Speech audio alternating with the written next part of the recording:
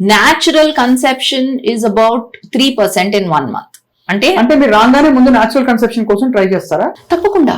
Small treatments are what we offer initially based on what the age is, what the other conditions are, tubal status ఎలా ఉంది, tubes ఎలా ఉన్నాయి, ఇవన్నీ చూసుకుంటూ ముందుకెళ్ళాలి. పెళ్ళి ఎన్ని సంవత్సరాలు అయింది, వయసు ఎంత, అసలు ఏజ్ ఎంత. సో అలాంటి వాళ్ళకి ఏం తప్పులు చేస్తుంటారు వాళ్ళు టిపికల్ ఇదే లైఫ్ స్టైల్లో? జంక్ ఫుడ్, అదే అవన్నీ తగ్గించేయమని చెప్తారు. Sedentary life style, thyroid hormones అవన్నీ చెక్ చేస్తాము, థైరాయిడ్, ప్రొలాక్టిన్, షుగర్ లెవెల్స్ ఇవన్నీ చెక్ చేసుకుంటూ, స్పర్మ్ టెస్ట్ చేసుకుంటూ వి ప్రొసీడ్. అలా కరెక్షన్స్ చేసిన తర్వాత సక్సెస్ రేట్ 5 to 10% అంటారు. నేచురల్ గానా? నేచురల్ గా ఈజ్ అబౌట్ 3%. ఏ ట్రీట్మెంట్ లేకుండా, just when they are together for 1 month.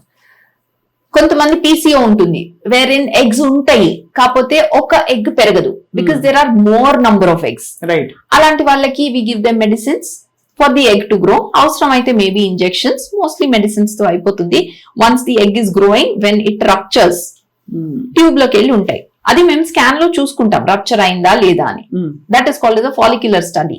ఆ రప్చర్ అయ్యే సమయానికి we tell them to have natural intercourse. This is ovulation induction with timed intercourse. దీని success is about 5 to 8%. Because we're growing the egg that probably was not growing. పోనీ పెరిగే వాళ్ళకి medicines ఇస్తే ఒక egg కాకుండా we're growing maybe 2 or 3 eggs.